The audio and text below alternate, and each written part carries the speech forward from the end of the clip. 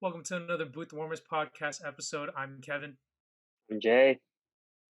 and we have another guest tonight, and is one of our good friends, a friend of the pod. His name is Edgar, and he is a diehard Laker fan. So he is a diehard LAFC fan. Rams fan? Are you a diehard fan? Like I don't know if Uh, uh, you Casual. Let's just say casual. casual. It's an LA fan. He is probably our Michael Jordan in photography. He had, I don't know if I'm supposed to disclose this, but he did take pictures. I wouldn't want to call him a celebrity, but a artist.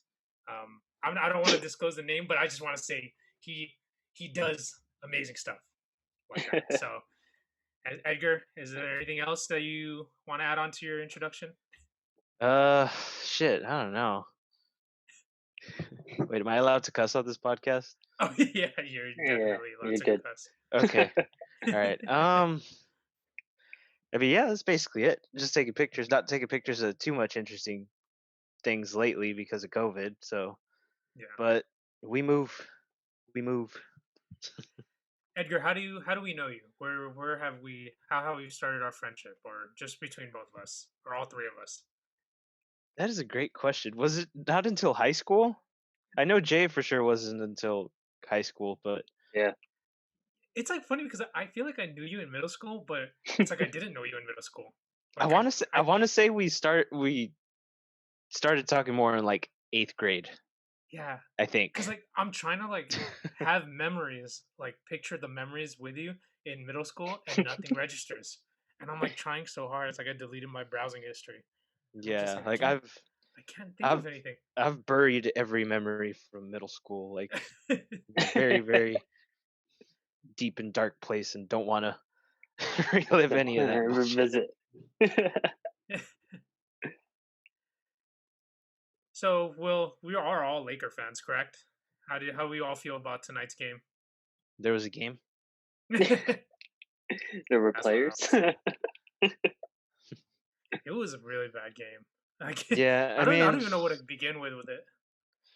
I mean, kind of like how we were talking about before we started recording. Like, we're taking notes, trying to see like if there's anything to take from this game with Anthony Davis and Dennis Schroeder out, and then even like KD out on the Nets. And it's not exactly rocket science when you lose Anthony Davis and Dennis Schroeder, who's probably not even probably he is our second best ball handler. Especially those non-LeBron minutes are just going to be really vapid and Yeah. just no real offensive flow, and yeah, it went just about as expected. Yeah. I'll say that. I thought it was gonna be closer, but like I didn't think it was gonna be an ass whooping. I was just like, man, I was hoping we were just gonna lose by like 5 or 10. Lost by I like mean, they did only 25. lose by like what was it, 10 or 11 by the end of Technically. it. Yeah. Let's see. Yeah. They we did lose didn't by even 11. care at some point. I think the last Yeah. time I checked, at least we were down by like 25. So Yeah. I think at that point it was just like not a good game. Even though they brought up, well, they were trying to hype this game up just because like TNT game on a Thursday night, prime time. But with the main players out, it's not going to be the same game. Yeah. Yeah. I mean, I feel like that's been the case for a lot of like the marquee games for this year's. Just every team has had players out, whether it's to injury or COVID protocol, and then we haven't really had like a big marquee game live up to its expectation, except for maybe the Nets Clippers game a couple weeks ago. Yeah. But even Like, then, I was so mad. I was so excited for that game, and then I got home and I turned it on, and then like fell asleep like 5 minutes in, and didn't wake up till like the last few minutes of the fourth quarter. yeah. And like that's how it's been with like all these like COVID games. Like is that how it is with like soccer and all? Like without the fans, like it's just lackluster. It's Yeah. like with NBA and NFL, it's easily like super lackluster, no matter the hype of the matchup. Except the It Super was a Bowl, there little was bit. fans. Yeah. Yeah. The fan thing. What I can speak on is, because for MLS last season, obviously like once the NBA shut down last year, and all the other leagues followed suit, MLS included. So I didn't shoot another game up until it was October, late October. I was there to shoot a game, obviously, like uh, behind closed doors, more or less. The only people there, like media and um, some front office staff, and obviously like the stadium staff. And let me tell you, like, especially like, because Kevin, you were at a game a couple years ago now, I guess, for LAFC. Like, having no fans, that shit is depressing. Like, it was. I was like just sitting there taking, even just to take photos. Like, it did not feel um the same as pre-COVID, like, Yeah. at all. And that's that I'm just sitting there taking pictures, man, because it's like for us, especially for LAFC, like um the fan uh the fan experience and like the atmosphere that the supporters create is so vital to just Yeah. like the lifeblood of the club in general. So when you take that away completely, and they were like playing um they were playing some audio of like chants and stuff over the PA, but um you don't really pay any mind to it. Yeah. And I know LeBron, I think it was maybe like a month ago, said something similar. It's like somebody had asked him if he like noticed the artificial crowd noise that they pump into the arena, and he basically said like, yeah, it's just white noise. Like, I don't really Yeah. pay any attention to it. So like, I would have to imagine that like not having that crowd there to pump you up does make a huge difference. Yeah. That well with LAFC, were you on the field or were you No, kind of like in a stance? yeah, it was in the stands. So basically, the way they had it set up was, what side is it? It's like the east side. Yeah. So the east side of the stadium, they had two different sections, like on each half, for media. Well, like for photographers, pretty much. Um, but yeah, you can go ahead and sit in any of the seats that were behind like the tape section. So I think it was like the first 6 rows, like from the field that were taped off. But everything behind that, you could go and sit wherever and take photos as you please. But yeah, it was lame, man. I'm not gonna lie. Like, Yeah. they won that day, and like it was cool to get to shoot a game for the first time in what was like 7 months. Yeah. Um, and just to see them, just to see a live sports game in person, but it's not the same, man. Like, Yeah. there was a point where I was like, I'd rather just not be here. Yeah. you know? Dude, that's how I feel with like basketball too. It's like watching the games is like I'd rather just watch something else. Or it's like I'd rather just shit post on Twitter or Reddit or Instagram rather than like watching the game. And it's Yeah. like there's just like I don't pay as much, like I do pay attention, but it's like I'm easily distracted. The fact that there's no crowd. And It especially with was. Laker games, like the Laker Yeah. games is like lit. Especially those Laker games. Yeah. Without the Now crowd though, is it like how is like the gameplay between the teams? Like, is it different? Is it more competitive? Less competitive? How is it? For soccer, I mean, I wouldn't say like the flow of the game um was really impacted all that much. At least for like games that mattered. So um I mean, I didn't really notice too much of a um dip in form, at least that you could attribute to COVID for LAFC. They didn't have the best season, or like MLS season, at least last year, but yeah, like same thing as NBA. Like, there's COVID protocols, but it didn't affect us too much during the regular season, thankfully. But what sucked is, so there's for soccer, there's like international dates, right? Like FIFA dates, where teams are supposed to release their international players to go play with their national team, or either for like a friendly, or we're getting closer to World Cup qualifying right now. Um, so I think it was for World Cup qualifiers where we released 4 of our starters. This was like in between the last regular season game and the first playoff game. And the whole year, at least once the season restarted, the team did a really good job of you know maintaining COVID and the COVID thing, and not having any problems with that, nothing too serious. But then, we release those 4 players for international duty, and they all get COVID. Oh man. Yeah, Yeah. and we missed all of them for the playoff game, Yeah. and like that They're first also playoff game. exempt for 2 weeks. They can't Yeah. Well, they practice. they were still. I want to say they were still, because we had 2 go to Uruguay and then 2 for Ecuador. So Mhm. they were all still like in their respective countries. Or Mhm. they weren't even here So yet. yeah, and then we were made, like LAFC was made to play that playoff game anyway, and we were all just kind of like, well, we're gonna cross our fingers with this, but yeah, didn't didn't go all that great, but it is what it Yeah. is. Can't blame anybody too much. Did so you know how, like when like Damian Lillard and them were saying like in the bubble they were able to like hit shots way better because there wasn't like really a crowd. Did hmm that go the same way with soccer players or not really? Um, I mean, I don't know like what kind of play I would attribute you know, um, to like shooting a 3-pointer in soccer, but what I can say is, kind of like how we're seeing in the NBA season right now. Um, Nobody really had a home field advantage. I think that kind of goes for like all sports, because we saw Yeah, it really in the NFL too, especially with a team like Seattle.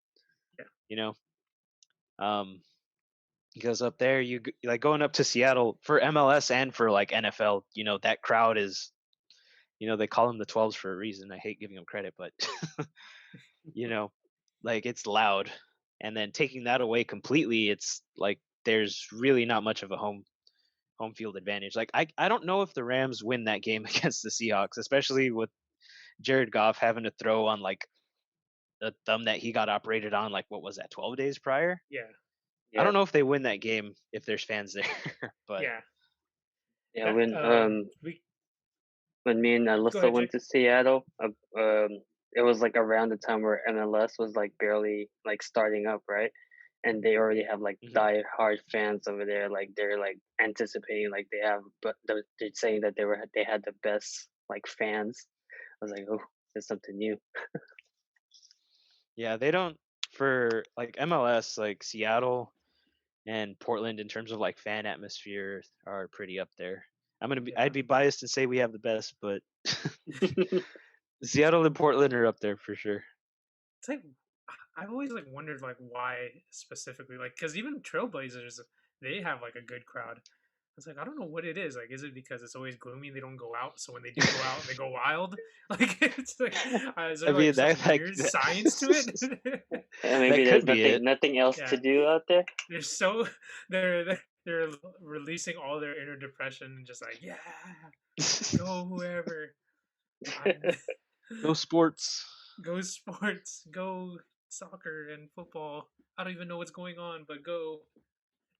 So I actually kind of want to stick to soccer, even though we talk about basketball, because like I saw like that whole big news. Sorry if I mispronounce his name, but Mbappe like Mhm. completely destroying Barcelona, Yeah. and like a lot of people were like saying like this is like the transfer of power. I don't really know much about Mbappe other than like seeing him on the World Cup, the last World Cup, like seeing like oh he's the new guy. hmm What can you really say is like an example? Can you like compare this to like an NBA moment where some young guy like Mbappe like has like a dominant performance against like a legendary team? Um, I if I thought about it hard enough, I could make an NBA comparison, but um, if I were to compare it to another sport, I think the perfect comparison we just saw last night. Naomi Osaka against Serena. Mm-hmm. So that's probably the most like one-to-one comparison that I could make in regards to that, because Messi. If you ask me, I'll take Messi over Ronaldo, but that's besides the point. But yeah, like obviously Messi is like up there. He's regarded as one of the greatest ever. Dude broke into the Barcelona team when he was like 16, and this was when Ronaldinho was still there. Um, but yeah, no, Mbappe is something else, man, because he already has something that neither Messi or Ronaldo achieved, which is he's won a World Cup, and he's still only 22. God, Jesus. Wow. Yeah. And I saw this crazy stat the other day that it was like the number of goals that each of those Mbappe, Ronaldo and Messi scored before they turned 23. Mhm. And Mbappe already has more than both Ronaldo and Messi, and he doesn't turn 23 until December. Wow. That is crazy. So, yeah, he's So is it's it crazy to like think he's still only 22 cuz he's been around for like quite some time now, but Yeah, yeah, it kind of makes me question my whole life and everything that I yeah. did until I was Right. 23. Like Yeah, this that's me guy's like on like top of the world at 23. yeah. It's crazy reaching that age now cuz you grow up watching sports and you like idolize all these guys, like us with Kobe or Yeah, um just like any player, and then once you start reaching that like 20, like early 20s age, and you're like, oh, these guys are getting drafted to the league. What am yeah, I doing? Like, oh, Giannis is only like 2 months older than me. What the fuck am I dude. doing with That's my what life? I always talk to my dad about. It's like, yeah, like this guy, like there's some NBA players that are like really good, aren't even 21 yet. Like they can't even buy alcohol, and I'm just like, what? So weird. not Like just even thinking that, like about it. was it Jason Tatum and then Donovan Mitchell just recently signed like big ass contracts, and then me and Ken was like, damn, they're younger than us, and then they're gonna make Yeah, a lot more than our entire lifetime put together. Jesus. In like a day, they make already what we make in a year. It's like insane. Sports, crazy. Yep. So is it Is is it safe to assume then that that guy will probably have the biggest contract ever? Uh, I think at some point, yeah, because Messi has it right now, and his the money he gets, like even I think it's just his straight up Barcelona contract is like 100 something million a year, euros. Euros. that's crazy. That's even added to So it. Euros. yeah, I think it was euros. I don't remember if the number I Are saw are yesterday was. are soccer football contracts guaranteed, like full amounts? Yeah. Damn, There's no like in soccer. There's no like player option or team option thing. It's like this is your contract, and then that's it. that's Damn. that. Somebody like because for soccer there's no since there are like different leagues throughout. Like since it's a worldwide sport, you're gonna have like transactions, um, like going across countries. So normally what it is like um you'll sign your contract and then the team will include um like your transfer clause or your release clause more or less. So like a team has to offer like if somebody wants not this is ever going to happen, but if somebody wants to like buy Kylian Mbappe from his current club PSG, they have to offer at the very minimum whatever his transfer release clause is like in his contract. So if they Mm. don't hit that number, then PSG is not even obligated to listen to your offer. Wow. And I don't know what his release clause is, but I'd imagine it's some stupid number for Yeah. sure.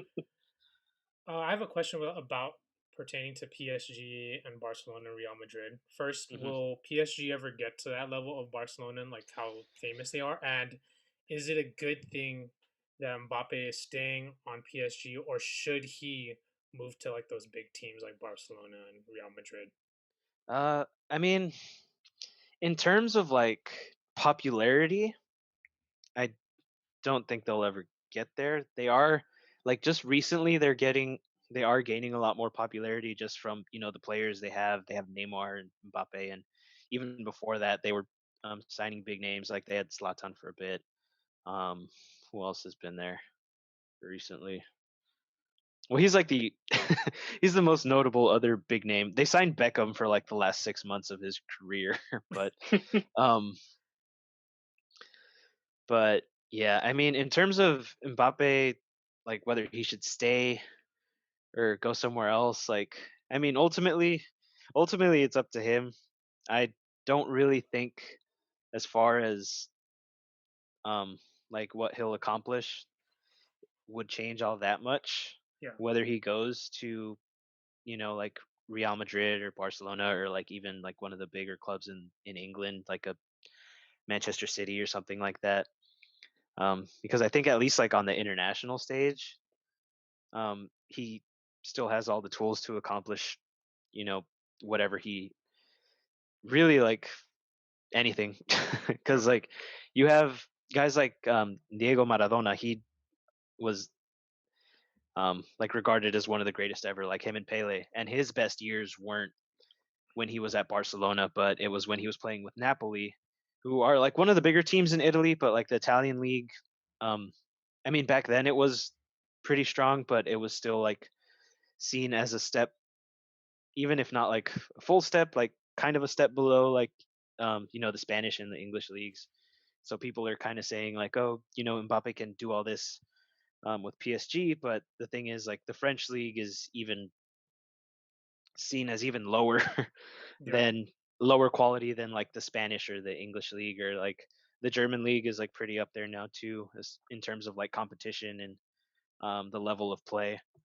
But yeah, like I don't think it's necessary for him to leave PSG, because I think he can still win and play at a, obviously like he's shown he's good enough to Yeah. lead his country to a World Cup. But and PSG did get to the Champions League final, which is like essentially the Super Bowl of soccer. Yeah. Um, and they fell just short. But like I think it would say more and add more to his legacy if he did take PSG to those Yeah. heights. You know what I mean? I would think. I was thinking the same thing. Just like Maybe there. LeBron winning one for Cleveland and then coming to the Lakers. He's More gonna or less, because Mbappe's PSG gonna leave has to Barcelona and come back. yeah, kind of. Because I mean, because PSG does, the thing with soccer is like a lot of these big clubs are being bought by just like these Saudi Arabian like oil giants, and they're just like pumping in all this fuck you money into like all the Yeah, teams. it's So like crazy. teams like PSG and Manchester City basically just buy whoever the hell they want. Mhm. Um, which is how PSG has Kylian Mbappe and Neymar and For like $1 billion, um, basically. Well, pretty around there. much. 'Cause there's no salary cap in soccer. Like they Yeah, are it's they are wild. trying to implement like the European Federation is trying to implement like this thing called like financial fair play, where to try to stop teams from just throwing money around like crazy. But yeah, it's still hard to really, what's the word I'm looking for? Like those teams that have all that money are still going to separate themselves pretty significantly from the teams that aren't owned by Saudi Arabian oil giants. Yeah.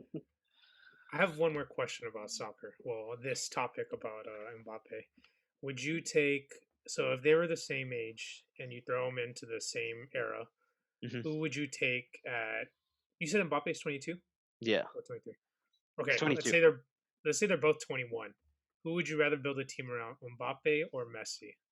A 21-year-old Messi. Ooh. I mean that's hard to say, because it's like we've seen Messi's career, like basically his With whole career play yeah, out already, you know. without seeing his But career, like try to like eliminate that, like as Like, much as see, possible. Just like is it like who would you start a team with? yeah, that's the other tricky part, because I wasn't really into soccer like when Messi was that's around like true. 21 or so. Yeah. Um, I think it depends on how you want to play, because they are two, like stylistically they're two different players. Mhm. You know, um, I would kind of compare it to, if I had to like compare it to the NBA. Huh. Like in terms of style of play, Messi, like I always like making this comparison when they were at their peak, but like I would always tell people like the Warriors, like pre KD at least, Mhm. that 73-9 team were essentially the basketball version of Barcelona, where it's just like a bunch of swing passes, get it to the open man. You have Steph with his gravity, like pulling in like 2-3 defenders at a time, and essentially trying to pass the ball into the bucket, you Yeah, know. And making the right play all the time, yeah, and that's always. essentially what Barcelona were, at their peak. Right now they're kind of down in the dumps, but um, you had Messi attracting all that attention on defense, and then he had at one point he had like Suarez on his left, Neymar on the right, or Luis Suarez on the left, Neymar on the right. Um, he had at one point like the greatest midfield pairing, in my opinion, at least that I've ever seen. Like the greatest midfield pairing behind him as support with Andres Iniesta and Xavi. So it was just pinging the ball around, trying to um, create space, have players run into that space, um, get that player the ball, and then you just go from there. Yeah. But Yeah. I'm going off. Like where were we at again? But yeah, so Messi's more or less kind of like the point, like a Steph Curry style point guard. Yeah. Where he has that gravity. He's going to create space for others because he's going to attract so much attention, and like he's a absolutely lethal finisher, but is also going to Yeah. find the right play and make ridiculous passes and whatnot. It kind But of then, reminds me of like Steph Curry and how Luca is, kind of, or not really, because uh, like their emergence of how it is like, oh, there's that new guy, but then there's yeah, still that one guy that's still like he is the guy, but then this new up and coming guy that at age 16 was going against big dogs is yeah, now turning to be the guy of the NBA. yeah. That's a pretty good comparison. Yeah, I don't know why I didn't think of that. Um, but yeah, like in terms of uh, comparing Mbappe, because he's more of a finisher, but Okay. he can take players on one and create his own shot. So I guess you could say he's kind of like a James Harden of sorts in terms of style of play. Zion fans finishes everything. I Yeah. was gonna say, is Mbappe fat? I shouldn't be fat No. shaming, but damn it, I was like, God damn, I shouldn't be fat shaming, but I had to throw it in. I had to throw it in jokingly. But yeah. I mean, yeah, it really depends on like what kind of style of play you want to, Mhm. or how you want the team to play. Like I'm still gonna be biased and go for Messi just Yeah, because, like I said, it's hard to ignore the player that he is, like still is to this day. He's what, like 30, 34 now, I think. mhm. Oh, he's still only 33. He'll be 34 this year. But yeah, like it's hard to ignore what that man does, and that's not to say that Mbappe isn't gonna achieve that much or possibly even greater. But Yeah, yeah, recency bias, I guess. yeah. Well, as we are talking about playstyles, I would transfer back and move to talk about NBA again because we we were just talking about this. Like we were only gonna aim for 45 minutes, and we end up talking about one topic for an hour. It happened again. They got us again. But Always. but playstyle. So as we were talking in the beginning of this podcast about the Lakers and the Nets, what's more of a concern though? Even though the Lakers are like a top 10 defense and offense, but the Nets are top one offense, but like bottom defense. And What's more concerning to you, like having no defense or not being the best at both, at least one of them, like how the Lakers are? They're not the best at one of them, but then you see like the result, the Nets still win, even for a team that has a great offense and no defense, and they won convincingly. um, that's tough because, I mean, for the Lakers right now, like the offense just looks so clunky.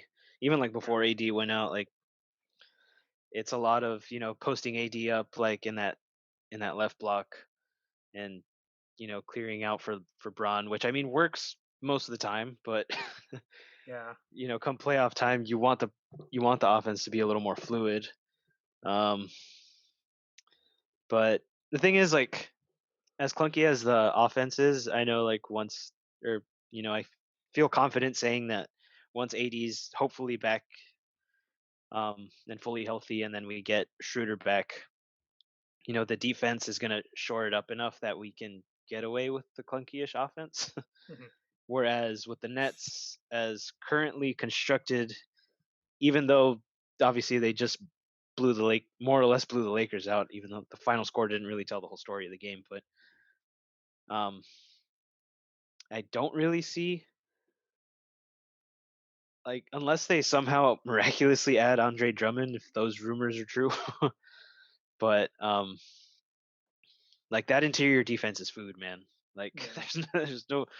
there's no way to put it lightly. Even though, like, for whatever reason the Lakers struggled against it, and then fucking DeAndre Jordan is out there looking like how Dwight was looking for us last year. Yeah. Um, yeah, like It's I feel like I'm not so worried about the Nets not having a defense because their offense will never struggle. And it's Yeah. like you're trying to bank on their offense struggling, and I don't think there has been a game where their offense struggled. Like I can't just like think of like, oh my god, they scored only 90 points this game, and it's like the only time they scored 90 points it was like KD and Kyrie and them were all out. Yeah. Yeah, and it's like I guess what like how I was transitioning the question to is that is the defense of the Nets really a concern Um, because of yeah I mean, it really depends on matchups, I guess. Because obviously somebody like Joel Embiid is just gonna feast if that if that's a series Mhm. come, what is it, like April, May. But even then, like, I kind of like how you're saying right now, like, I don't really see the Nets offense struggling against anybody in the East, yeah. really. Even though, like, if you if you dig on my Twitter, I've said the exact opposite when the trade first went down. But I think we were yeah, all saying the same thing. yeah, we were all It's like, like, who's gonna guard Embiid and who's Giannis? yeah. But then it's like, How they have so many ball handlers? Who's really gonna shoot the ball? Like it's like yeah, they're all fucking scoring 40 points for Christ's sake. yeah. I And mean, the it thing worked is, for a like, little bit, like for Houston too, but they only had yeah, James Harden, right? So all yeah, they need to do is do a couple more stops, and then if James Harden's struggling, he has two other guys that he can pass the ball to and can do the same thing, or if not even more. So it's like if they just need like a guy or two just to make them block a shot, rebound, I think they'll be fine. So I yeah, think I'm more worried now than I was before, just because of like how well they've been playing together. And it's like weird too because like they might not even need a center. Like the way how powerful their offense is like if you're just having KD play center and if he is fully recovered from his Achilles injury and he's more than welcome to do it, like Yeah, Joel Embiid can't guard KD, and it's vice versa. But it's yeah, like, well, we're just gonna score more than you can score. And it's as yeah. simple as that. And And like then that's kind of it's like like scaring me, like thinking about it. couple. It's only like a couple matchups they're gonna struggle with that has those big men that you guys mentioned, like Yeah, Embiid, Jokic, and it's not like it's gonna be a night to night basis unless they get them in the playoffs. But yeah. most of them are gonna want to play small ball with them, right? Yeah, and it's all hypothetical too. Like, how do we really know the Nets are even going to meet the Sixers? What if the Sixers lose in the first round?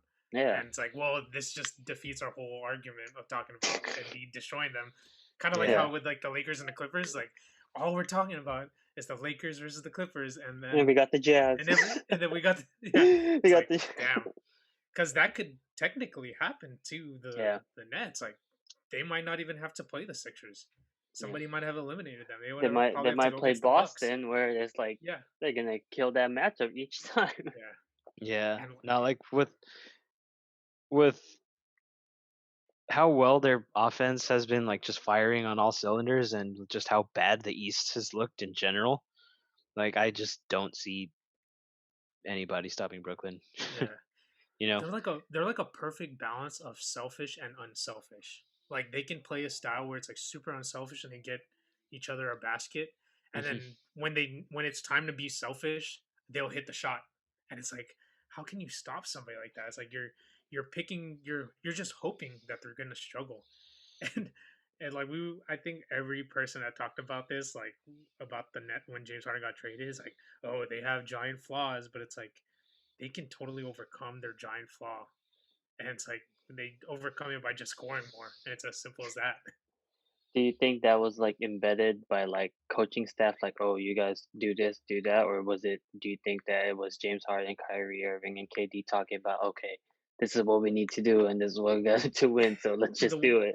the way Yeah. that I saw how they played today is that they basically ran no sets and it's like all pick and roll and attacking the rim. And I could just imagine practice. It's like James Harden and Kyrie just practice dribbling and attacking the rim. And everybody else is just practicing their three pointers, like spot Yeah, up three pointers. And that's just how it is. It's like, okay, for our agenda for practice today, you're practicing spot up three pointers and learning how to drive and kick and swing. yeah, That's and the agenda for practice today. No and, sets, nothing. and who's the perfect coach for that? Steve Nash and Amari. Jesus. Andy and Tony. Yeah. And D'Antoni, Yep. yeah. So they're like, okay, do this. Like it is like a perfect example if they show them what to do, right? It's like Yeah. they've done it before and one more.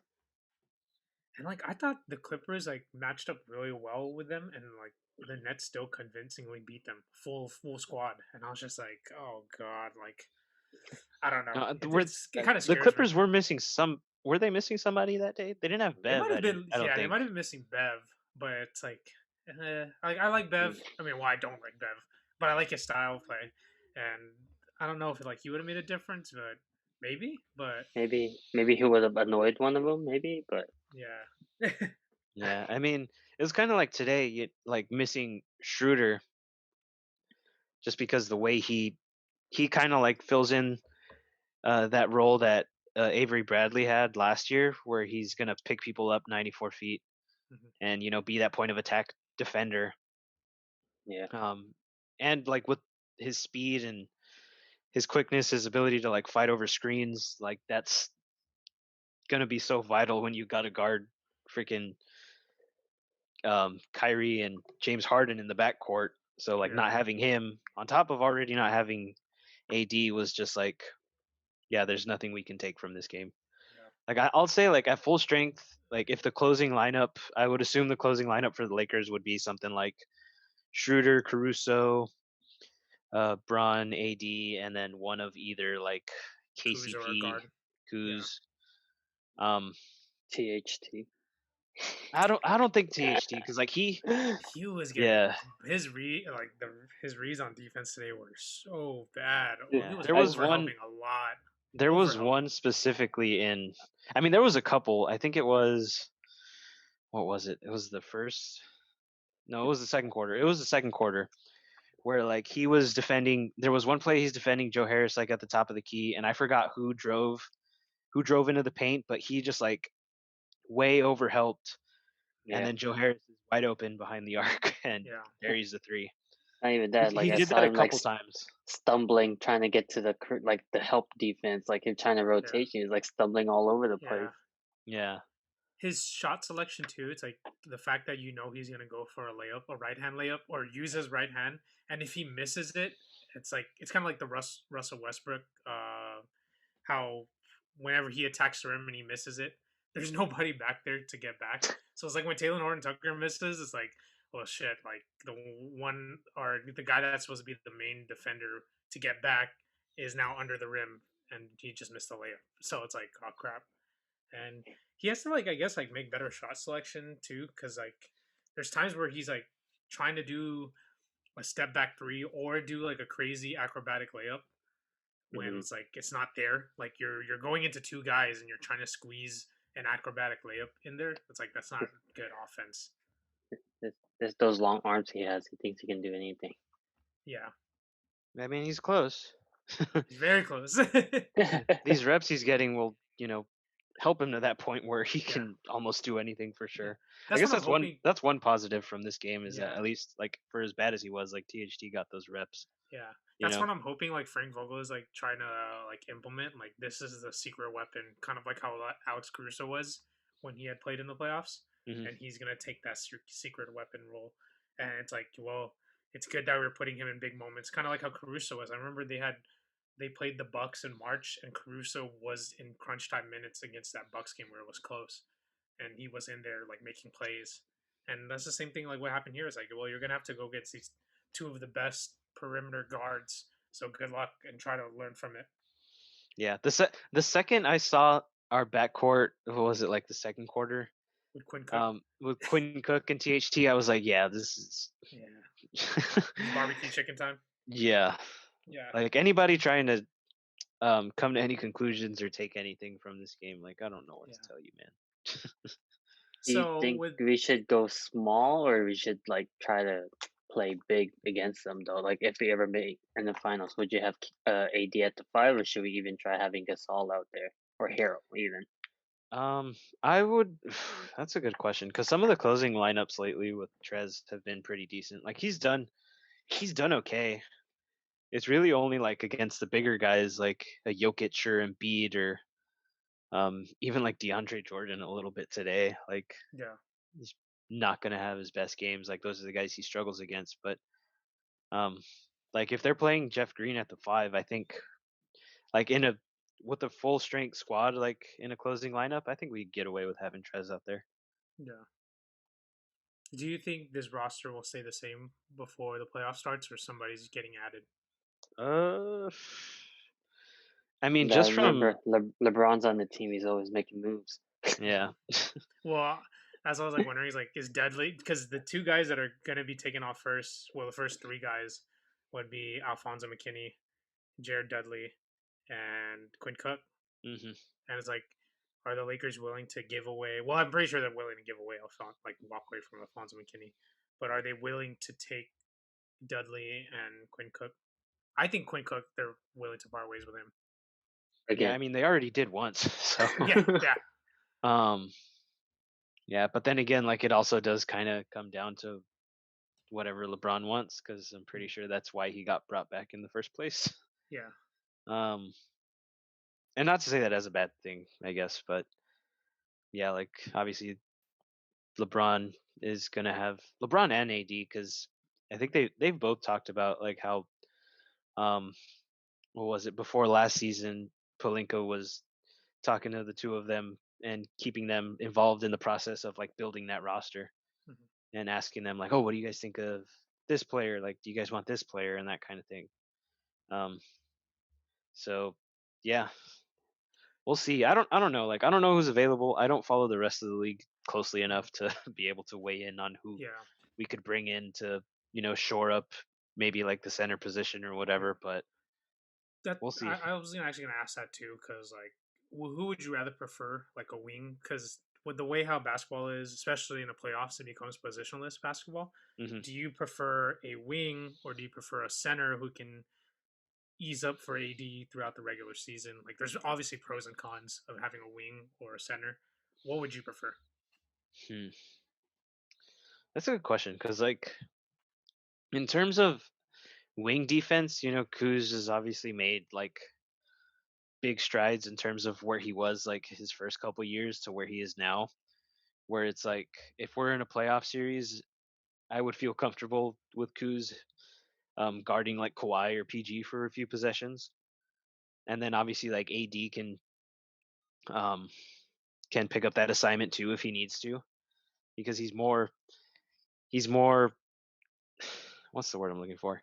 I mean, like he is the small ball 5 when we go small, quote unquote, even though our 4 and 5 are still huge. But like he's built kind of like a wing, Yeah, more or less. He's essentially just a big wing, if that makes any sense. So he yeah, can pick up those assignments too, and that's the reason why, like, when we do go small, he is kind of that homing missile on defense where he just goes wherever he needs to go, and he's just like yeah, kind of like the free safety, more or less. And that's why he's able to guard whoever the hell he wants. So I would say I would probably lean more towards the center, yeah, just to take the load off of AD, and especially right now since he's going to be out. yeah. But Because yeah, like, like or go ahead. why I kind of, it's like I do want to center, but I kind of want a wing too, is because like AD, even though he's injured, he kind of like looked like he lost. Like, people are scoring buckets on him, like, pretty easily, and it's kind of like worrisome. Like, I saw like a few plays, like, damn, AD's really getting, like, they're scoring on him like it's nothing, and obviously we can't like use that as valuable like information, but I don't know. Like, I think when you take the load off of LeBron too, when it comes to like wing defense, that'll make his life easier too. And I like having that wing defender, because when AD does become like that small ball 5, and you're just hoping that the team just holds it together playoffs, but then once the playoff comes in, every team has like all these like different positionless players. Like, it would help the team better offensively and defensively. But the kind of like how, like, hypothetically, is like, would you rather have Trevor Ariza, who could get bought out, or Robin Lopez? And it's like, you hmm kind of like think about it, you're just like, well, it's like, I don't know. In that, like, That's if it. in that instance, I would probably take Ariza, but Yeah, because like, if you do want another center, like, who is a backup center? Like, I'm trying to think of a buyout center. Like, there's no way we're getting Drummond, but you're hoping for. I'm mean, just throw a random Whiteside. center name. Whiteside. God, who's that? For regular season, sure, maybe. Yeah. Yeah. Okay, I thought of a random setter. He used to play for the Timberwolves. Gorgie Jing, like literally he Mhm. got bought out, and it's like, was that really a good idea to get him over Ariza? And it's like, damn, it's like I do want a rim protector, but it's like the guys that are left over on the list. It's just like, is that really going to help us out on rim protection? And it's like, Yeah. damn, I mean, and like the more I think about it, actually, like I think you're right. Like I probably would lean more towards a wing, and it does have to do a lot with just because who would be available.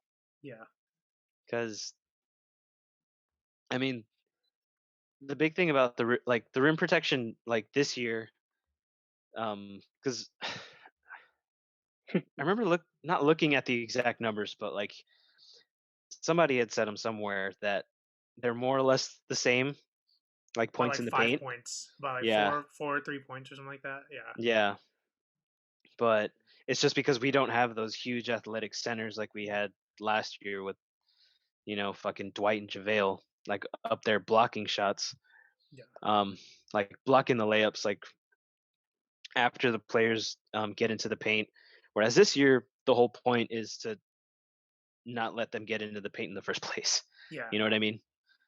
And I think that was like Frank Vogel's idea was that okay, we're gonna sacrifice rim protection over speed in the perimeter, Hmm. and like we're just gonna instead of funneling toward like them to the center, like of course we don't have like Danny Green's not that fast, so we're funneling him the player into the center so they can block him.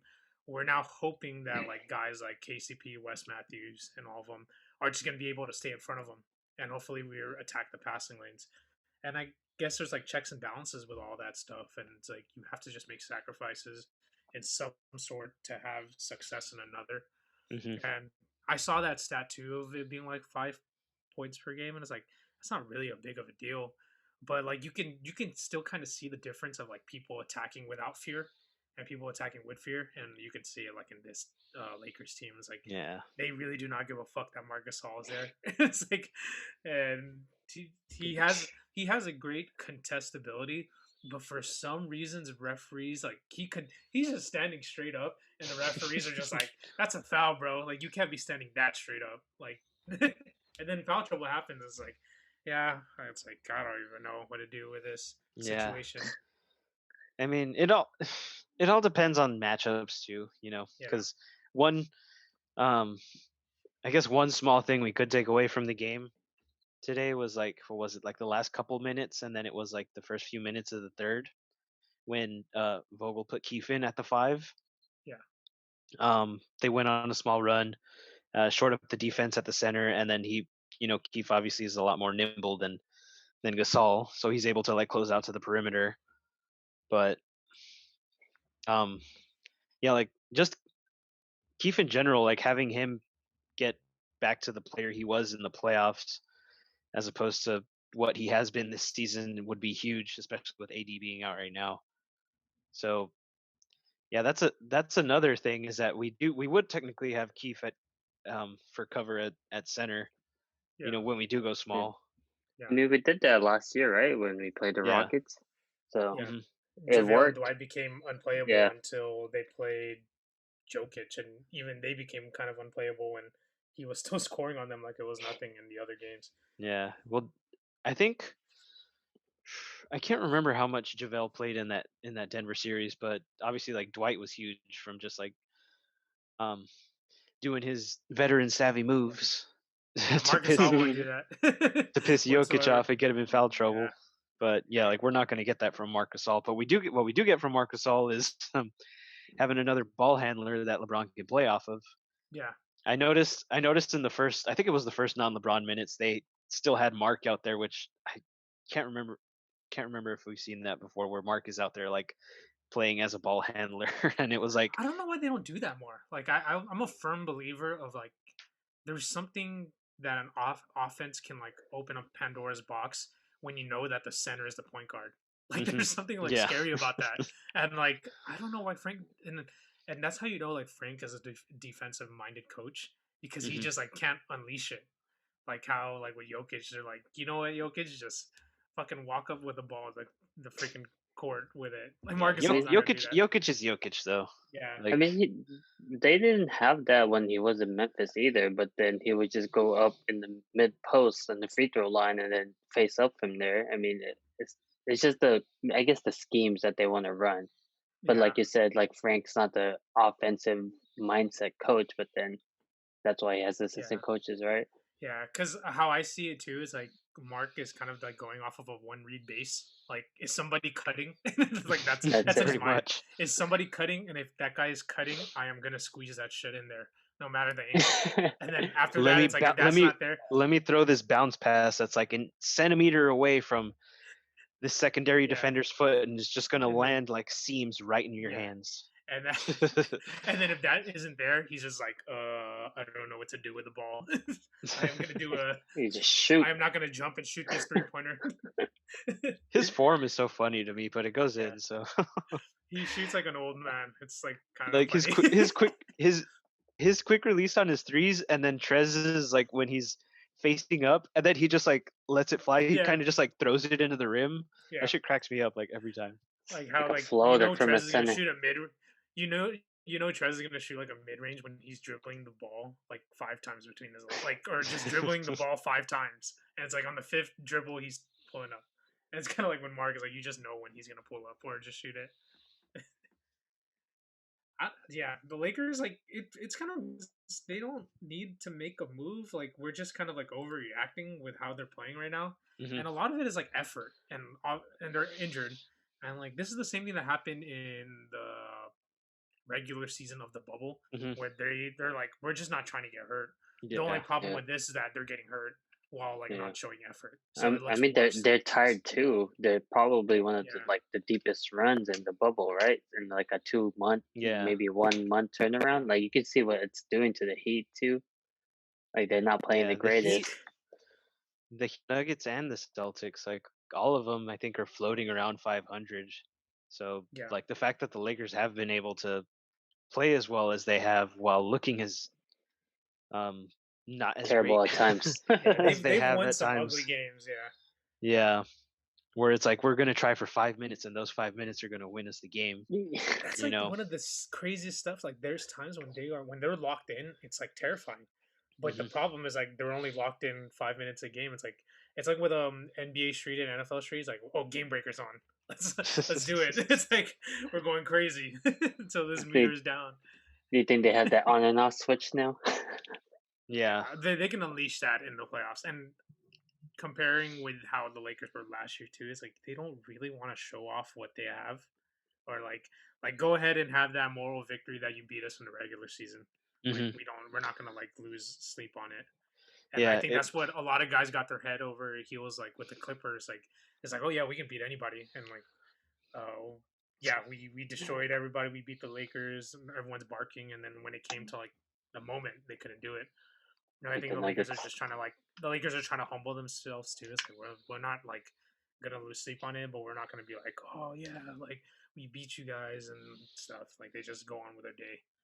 Yeah, like after last year, I mean, like LeBron and obviously LeBron doesn't really have much to prove, and everybody was assuming like going into this season, like, oh, AD's going to carry the load. He's going to be like an MVP front runner, and then it's been and like LeBron's going to coast hard, and it's been the complete opposite. Yeah. But yeah, now like going back to what you're saying, like obviously like teams aren't going to be showing their hand right now in the regular season, especially like going back to how we were talking about the conference finals, the conference finalists. Everybody but the Lakers were struggling, so I think it was only a matter of time before I think that started or that eventually caught up with them. So like I'm not too worried. I think when it comes down to it, they're still gonna, the effort's gonna be there. The schemes are gonna be there. The same way like it was like I don't remember exactly. It might have been in February or so where Frank Vogel had said he was talking about Alex Caruso and he said, "Oh, he's my secret weapon," and everybody just kind of laughed it off. And then who gets inserted into the starting lineup for in the pivotal game 6 of the fucking finals? Yeah. I think Mike Trudell had like tweeted and like everybody was giving him so much shit about it. It's like, who would you take like on a playoff team right now? And it was like either Lou Will or Alex Caruso. And he was like, I'm doubling down with Alex Caruso. And everybody was like, oh, you're a joke. Like, take Well, your yeah, because credentials away. It's like, holy crap, he was right. Lou gets played off the court in the playoffs, and like we've Yeah. seen it so many times at this point. Yeah. All you got to like go back to um that last regular season matchup before the shutdown. They were Um, headhunting Lou yeah, Will they were. really bad. There was a, I don't remember. I wish I could remember who had clipped it on Twitter, but there was footage like that somebody had gone and kind of edited like that last or like that fourth quarter where whoever, I don't remember if it was KCP or Avery Bradley. LeBron would call KCP or Avery Yeah, Bradley because to Lou was set the trying to screen to hide with him. switch on to Lou. Yeah. Yeah. And then if Lou didn't switch fast enough, KCP or Avery Bradley would be open for the three. Yep. And it's like, damn. And he has kind of been unplayable. Like they don't play him in the what do you call it? In the Clippers now. Yeah. Yeah. And Yeah, especially with the All-Star break being in Atlanta, that's gonna be another 2 weeks so he's gone. So yeah, I wanted to make it a point to watch more Clipper games this year just because, with Ty Lue coming in and the personnel they brought in, like adding Ibaka and Batum, like non-biased, like as fun as it is to get the Clipper jokes off, it's like everybody had a feeling that they were gonna be the team that they were supposed to be last year. Yeah. Yeah. So, I actually watch a lot of Clipper games, and I'm not gonna lie, I really like the way they play. Yeah, no, like they're good. They're good right now. They're really good. And I was just like, holy crap! Like, well, you got last night's game, 50, 90, 50 guys. Yeah, last night they were keeping up with the Jazz until like the third quarter, and that was without Kawhi and Kawhi and PG, right? PG, and I was just like, well, like that shows like the testament of like a team, like how good they are, and it kind of reminded me of like when the Lakers, I think like AD, Danny Green, and LeBron were out, and they played against the Thunder, and everybody was like, "Oh, the Thunder, like they're so good right now. They're gonna fucking run the Lakers over at OKC." And then I was like, when Kuzma had like 30 points in like one half, he had like, and, like Rondo, he finished with like 38 points or something. Yeah, right? and like Rondo in God mode, and I was like, yeah, this guy Rondo really fucking hates Chris Paul. But it's like that type of stuff, like those type of games, like really show the testament of your team. Like without their best players, can they like punch somebody in the mouth? And that kind of like what kind of like scares me with this Lakers team is like when their best players like went down, they didn't really like punch somebody in the mouth. They were just like, well, let's just kind of hope that LeBron like pulls something like a miracle. But, we haven't really seen LeBron and AD both out, so we won't never really know if that's gonna happen.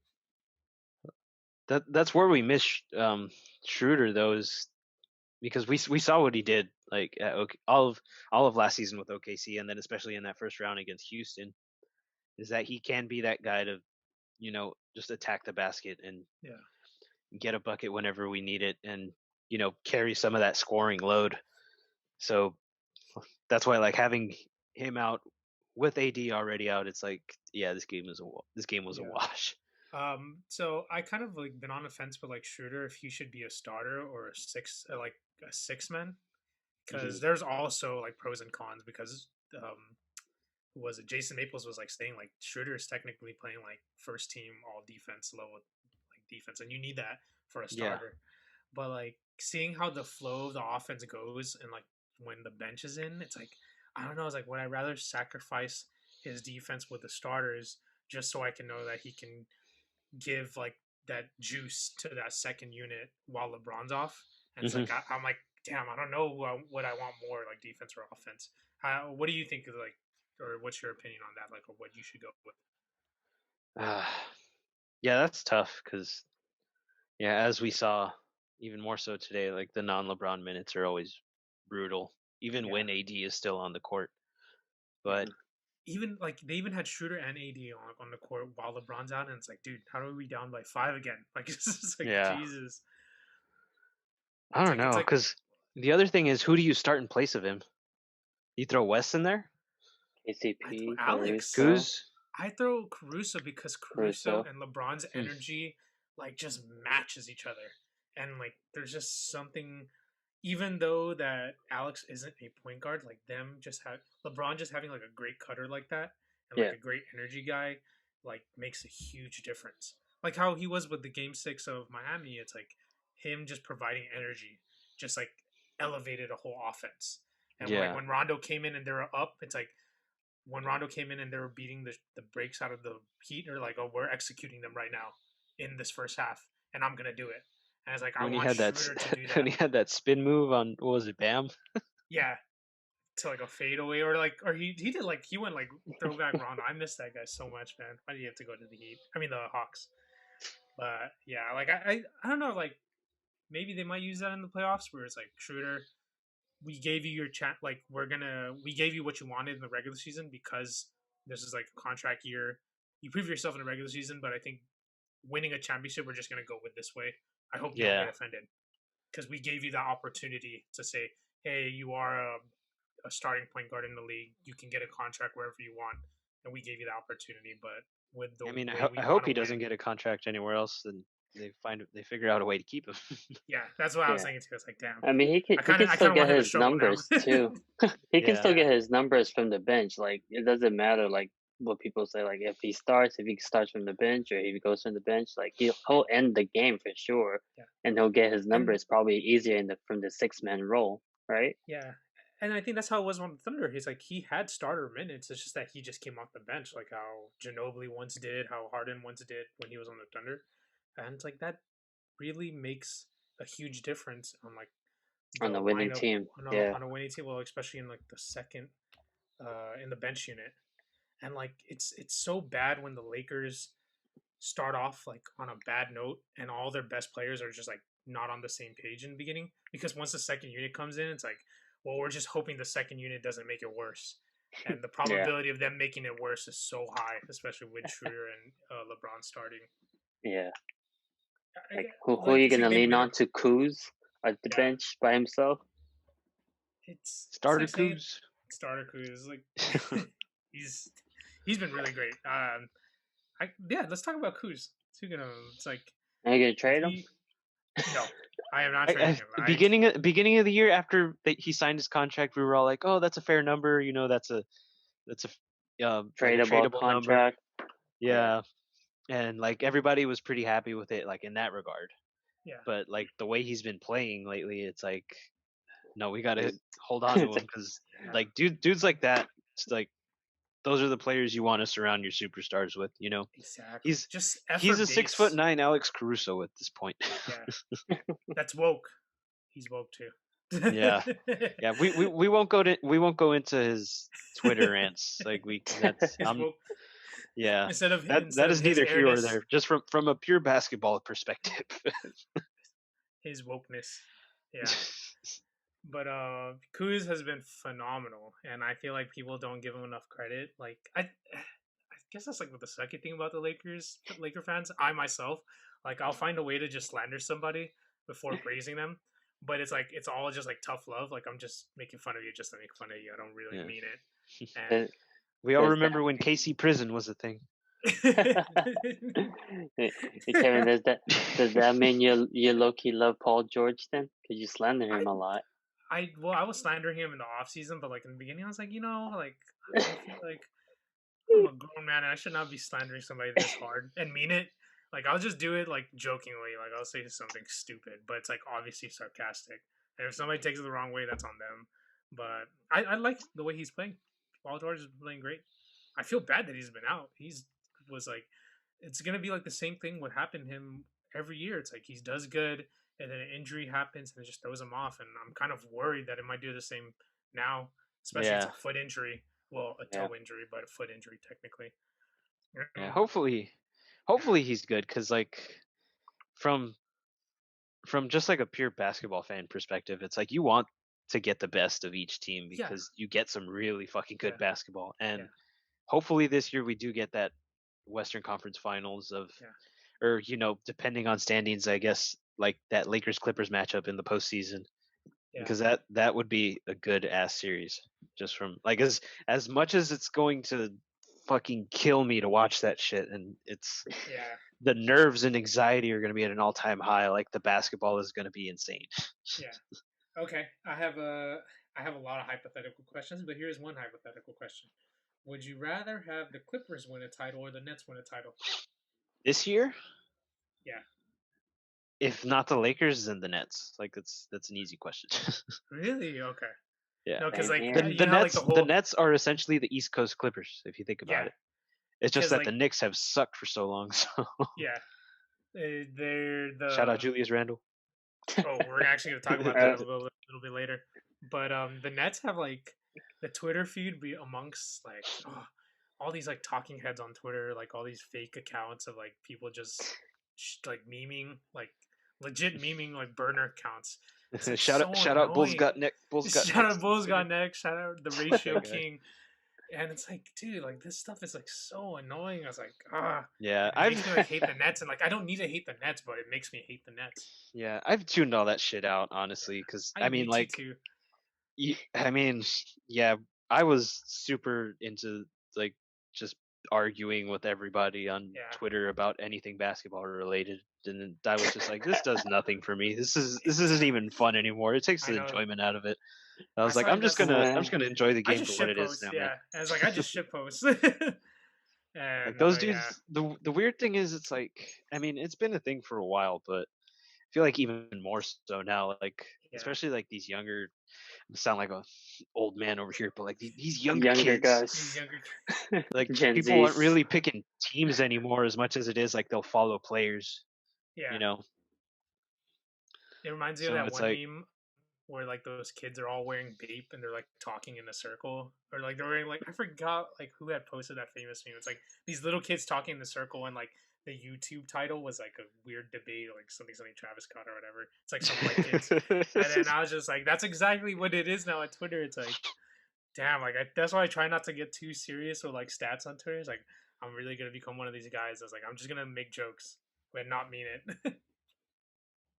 yeah, like, because I mean, at the very least, that would just stay on Twitter. Like, if you ever get tired of it, just put the phone down, you Yeah, know. For in the Nets case, um, and then the other thing too is like neither Clipper or Laker will be able to talk shit to each other because it's like, hey, we both lost, you yeah. know. Whereas as The few Clipper and front far has been between, quiet though. yeah, as few as far and far between as they might be, you know, I'd rather not have to deal with some Yeah, obnoxious ass Clipper fans getting and one title. the thing what like bothers me too about if the Clippers win is like this is around the time when everything goes back to normal, and it would Mhm. pain me to see like the Clippers get all their glory when everything goes back to normal. Dude, you know what would be Everyone's That's just gonna like have a stupid parade. that I just thought when of? like the Like, like what if they made them do like a joint parade?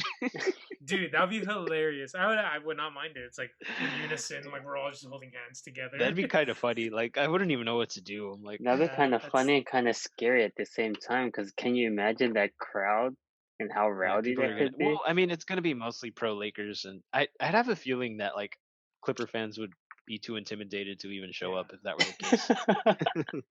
It's gonna Would be the like that. Clippers even show up? That's the question. Yeah, Yeah.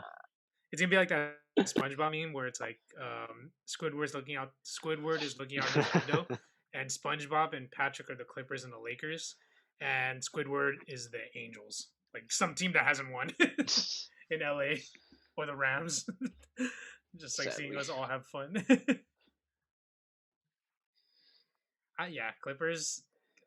I don't want them to win, but I like Kawhi, so I hope they never win too. And that's just how it Dude, is. I what's would up with rather have that weird ass phone cord mask that he always wears? You know what I mean?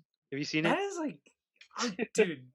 There's like I think he has like Wi-Fi connected onto his mask, or like there's something. He has like a 5G tower connected on it that powers that powers him. I don't know, but like his mask looks kind of like Bane-like. It's kind of scary, but it's amazing. Yeah, that dude is something else. He hasn't really been load managing this year, other than getting COVID protocol. I think Yeah, was the only time he sat out. So which is that's kind of crazy considering like how like the volume of games, you know, with everything being like every other day yeah, and like all the back to backs. But hey, credit to him, yeah. I guess. Okay, enough talking about the Clippers because we're starting to sound like a Clipper podcast, and I don't want that to happen. We are still a Lakers podcast, and to start off with this topic is who would you want to have on this Lakers squad from all the young Lakers, is that what you would call them back in the day? The baby Lakers. Post Robert Sacre though. Post Robert Damn. Sacre. But who would the way like Julius Randle and Clarkson have been playing? I wanted to add this topic, and yeah, so I just want to ask you, who would you rather have, having financial in mind? Who's the guy that would fit or that you would like with this Lakers squad? I mean, finances in mind is where it gets tricky, but I think my choice would still be one of the easier ones to implement. Just in terms of fit with this squad. Or actually, I was gonna say Lonzo. Really? I thought you were even about to say Ingram, and then you said fit because I was like, Ingram wouldn't really fit with this. Yeah, kind of. Because here's the thing. I mean, just like super psyched for all of those guys. Like, I still fucking love every single one of those young Lakers from back in the day. You know, so cool to see them balling out where they are and getting paid and fucking but Ingram wouldn't be the player he is right now if he was still here, that's for sure. The same goes for Julius. So like in terms of, I mean, I haven't really like thought out like a full list, you know, who I would most want and who I would least want, but I know Julius would be at the bottom only because his fit next to LeBron would be very redundant. Yeah. You know? So like obviously he's balling out, but that's like that production is we need on what this Lakers team would need. He's gonna need some volume. When LeBron had signed here, we were like, why we should keep Julius so he can be the small ball five, kind of like how AD is. But like now that AD's here, it's like, yeah, he can't fit. There's no way. Yeah, it's like all the people on Twitter that are like with all the former Lakers balling out right now. It's like, oh, dude, the Lakers regret letting Julius Randle walk and trading Jordan Clarkson away, and then people are like, dude, the Lakers regret winning an NBA championship. Yeah, I saw that tweet too. That was hilarious. Yeah, I miss them, but yeah, it was worth it. It is what it is. For what it's worth, I kind of like, for some reason I really like the bench guy, like either Clarkson, Hart, or Zubac. Hart's a good one too. Zoo especially. Man, we did Zoo so dirty. Dude. Mike Muscala. I legit like, I love Magic Johnson. I do love him so much, but what he did with Zubac like legit made me hate him. And I was like, it's such a small trade, but it's like it's big. Like whether it's massive. Because like I don't think we would have. I'm not sure if we would have extended Zoo the way the Clippers did, but at the very least, like it's still really piss poor asset management. Yeah. You know, trading a guy like Zubac away for 6 months of fucking Mike Muscala. It was a trade that was not needed Beasley at that time. They threw in Michael Beasley for the hell of it. You're like, okay, I just want Mike Muscala. I was just like, that's probably one of like the most underrated crazy trades that ever happened because it just came out of nowhere. Like, do you really need a shooter that bad that you can't develop another young guy? And like, that's kind of like away too. Dude, I was about to say that, and it's like, bro, we're giving away these guys that like were like could be valuable asset down the line, and it's like you're doing it just reactionary. Like, oh, we need to get LeBron more help because Lonzo, Ingram, and whatever went down, and LeBron's groin is in two pieces, and it's like hopefully these guys make a difference so LeBron could try to beat the freaking Hampton Warriors. It's like, why didn't we do that? Wow. I got so riled up about that because I was waiting for it. I was like, I was about to scream Zubac. Jay, do you have any? Who is the guy that you would pick? I was gonna say Clarkson. I mean, his contract isn't huge either. You know, like it's not as huge as D'Lo's or Ingram, but he's that guy that can come off the bench and just like score for us. Like he was probably not like the biggest like contract guy, but he's also not like a superstar type. But he's like a very like Lou Williams type of thing, but even better because he actually plays a little bit of defense and he's like he's mobile, you know. Mm-hmm. So, well, this is asking both of you guys now. Lonzo, we're gonna go with Lonzo and Clarkson because Edgar, is that your guy, Lonzo, or would you rather prefer somebody else? I'm thinking about it a little more. Like he would be, be a much better fit if it was last year's team. But then it's like, come playoff time, I don't see him taking minutes from like fucking Rondo going God mode, or like obviously Even like not Caruso. Caruso either. Yeah. But I think people forget how good Lonzo was defensively. I mean, I haven't really watched too many Pelicans games, so I'm not sure how his defense is right now. But like Lonzo was good defensively when he was here. Yeah. You know, and then having a ball handler like that to come off the bench, to take care of those non-LeBron minutes would be huge. But then same thing, it kind of goes back to like, whose minutes does he take? Yeah. But he's also improved shooter too this year. Like if you think that he was gonna go into that like improvement from year to year, like at least he's improving somehow. And it doesn't hurt to always have like a playmaker off the bench too. Like that's why we want Schroeder there, because he can provide that. Yeah.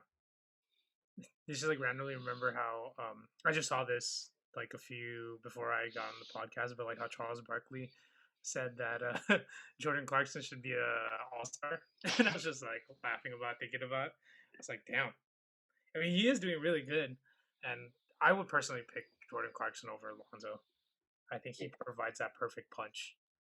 It's like I would rather have that punch than that additional distributor, and at least we know that Clarkson can get you 20 if he really wanted to. And like, especially how he's playing this year, it's like he's just very efficient. Like 25 minutes at the most, maybe. Like, and he'll give you 20 and 5 easy. Mm-hmm. That's true. To end this pod, I had made like a little collage of like different young Lakers, and I was gonna post it as a survey on the page, but I'm gonna ask like, who would you rather have, and it's gonna be two different guys, and from the young Lakers. And I was gonna post it as a survey, but I just didn't have time to like put it together and like add it. But I still have like a rough draft of it. So the first guy, I don't know if you can see my phone. Hope I don't swipe too far. You can see it's Zubac. It's Thomas Bryant and Zubac. Who do you guys prefer with this squad? With this squad, I'd probably have to go Thomas Bryant, because I mean, we already have Mark, who's essentially kind of just a older and slower, a bit slower Zoo. And I'm not just saying that because they're both white. But yeah, like, was it this year that Thomas Bryant went out? Did he go out for the year? Yeah, he tore his ACL. Shit. Yeah. But he was balling out. Yeah. And he's like, his worth is different. I think Zoo has like a way bigger contract compared to Thomas Bryant. Yeah. Yeah, because Thomas Bryant he's much more of a stretch five, which would be huge for this team for sure. The only problem is that he moves like a deer, like a baby deer. Like, and he was the reason why they couldn't guard a parked car. But yeah, I like Thomas Bryant. I guess that's fair. Thomas Bryant too, like, as much as I like Zoo. I was gonna say, I don't know what Thomas Bryant's defense is like. It's really bad. So, okay, I think that's like, cause Zoo, it's like, you might need that guy to hit a three, and unfortunately, Zoo can't hit that three. And LeBron always like did have like the best, like, not like had one of the best offenses when he has a big that can shoot. And like, it would have been crazier that if he had AD and Thomas Bryant that can shoot. Mm-hmm. They did have good chemistry while he was here, though. Brown and Zoo. They did. Yeah. They did. Pick and roll. Him and Rondo, I think Rondo and Zoo, like, that Christmas game. That Christmas game when Brown went down. Yeah. Rondo and Zoo were just like running the craziest pick and rolls, and dude, that was such like that team was another reason why that trade didn't make sense. Yeah. And then I still remember when like Svi Mikhailo like threw like a nasty alley-oop to JaVale. I was like, that Lakers squad had the most randomest good chemistry amongst the most randomest players, but didn't have good chemistry amongst the core players. It's like so funny. V too, like when I was watching him play, like damn, his shot looks so nice. Like when he's coming off the screen, it's just not going down. Like damn, I can't wait till he turns into like a Klay Thompson or something. But then off he goes. I'm so bad thinking about it. Okay, I'm gonna move on before I get even more mad about it. All right, next one. It's kind of up there, but I would say it's like on a lower end. Like we really wouldn't care who would be here, but it's Larry Nance and Julius Randle. Oof. I would probably have to go Larry Nance just because, like how I said earlier, like Julius is just too redundant. Would be too redundant next to LeBron. Yeah. Larry Nance, I think, was like the leader in steals too. Yeah. I Deflections. think he, For and then, sure. And like And he already played. And he already played with LeBron, so there is some chemistry there, I guess. Yeah, he was guarding KD pretty well when they were playing the Nets too, and I was just like, wow, Larry Nance. He can move. He's a good playmaker too. Yeah, and it's funny because we traded him to clear cap space so we can get LeBron, but we traded him to LeBron. I was like, it was so funny when the trade happened. It's like, well, why are we? It's like we know that we're doing this so we can get LeBron, but we traded him to LeBron, and we're like, it's like they knew something. It's just funny. They just went to like a championship team out of nowhere. Yep. And then back to the bottom. Yeah, just like that. Before we move on from these guys, as we all had a verdict that it was easily Larry Nance, do you guys think Julius Randle is going to have a better season other than this year, or is this just like a anomaly of a year or an outlier, or would he be this type of guy for the rest of his career? I mean, I hope so, just because I was always a fan of his. I mean, I'm a fan of like pretty much all the young Lakers that we drafted. Mm-hmm. But we have seen this before where he plays his best in contract years. So whether it's sustainable or not, we'll see. I think as crazy as it is to say, like the Knicks do have something decent going on. So if he does re-sign there, hopefully like Thibs can continue to get the best out of him. Yeah. But he's gonna force the best out of him. I'm gonna play him 40 minutes a game if he signs a big contract. Oh man. Yeah, what do you think? I think contract year stuff, like that mentality, like some guys have it and some guys don't, where it's like during a contract year they're just able to take it to another level, and then once they get their money, it's like statistically proven that like a lot of guys like just go down. Wait for the next one. Yeah. I just randomly like remembered how that one Warriors game where Julius Randle like punched it over Durant, and then the next play after Larry Nance punched it on Durant. That was such a good game. Was it Randle or was it Clarkson? No, it was Randle. It was Randle who punched it. I think Clarkson did have. I think the three of them all had one. All three of them punched it on Durant, right? Yeah. That was Kobe's retirement jersey because that was when KCP airballed that 3-pointer at regulation. Those games were so fun. Dude, they made no sense. That was crazy. I think every time Larry Nance was on the floor that year, it's like, oh, wait till he dunks on someone. That's all we were waiting for. That first season when he cradled David West's head while dunking it against the Warriors. It was so funny how we always just randomly beat down on the Warriors. But Larry Nance was stupid. Like it's like the most normal dunk, but like he would bang on them full extension. Remember that dunk when Brook Lopez, when he seemed like he was like floating for like 3 seconds? Yeah, that was nasty. That man is insane. I like the dunk that he did on Miles Plumlee where he dunked on him and he did the Sean Kemp where he points at him. That was badass. Okay. That dude is hilarious. He's like the only NBA player that is going to wear Yeezys with like bootcut jeans. Damn, I'm starting to like really miss these young Lakers, and I still have 3 more to go. 3 more pairings to go. Okay, next one would be the Pelican boys. 2 of them. Who would you rather have, Lonzo or Josh Hart?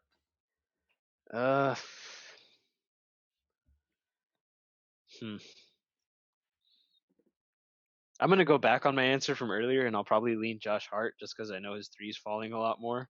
His rebounds are really good too. Yeah. There's some games I hit, and there was. I'll look at the box score, and he's like 14 rebounds. I'm like, damn. Dude, that's what he was doing with the Lakers too. I remember when they had started him.